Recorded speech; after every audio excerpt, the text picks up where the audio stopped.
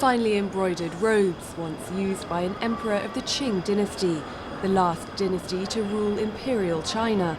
They're part of one man's collection of stately Chinese artifacts, mostly snapped up in auctions abroad, on display in a shopping mall in Hong Kong.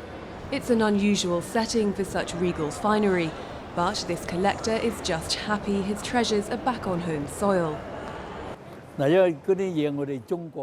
antiques originally belonged to China, and it would be a real shame for them to be kept overseas. That's why I want to bring back as many pieces as I can. An emperor's own calligraphy and imperial edicts written onto scrolls.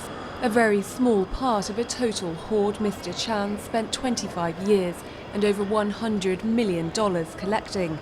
He's part of a growing breed of wealthy buyers who scan the catalogues of auction houses around the world, looking to repatriate pieces from China's imperial past.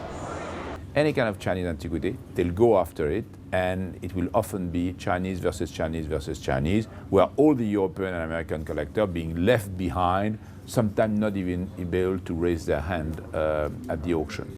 Fierce bidding is making prices soar. Last year, Christie's most expensive Chinese lot was this pair of crane statues, which sold for $16.7 million. As well as dozens of dollar billionaires, China now counts almost 1 million millionaires, potential buyers with cash to spend who are emerging as a powerful force in the global art market. Some dealers say they've seen this all before.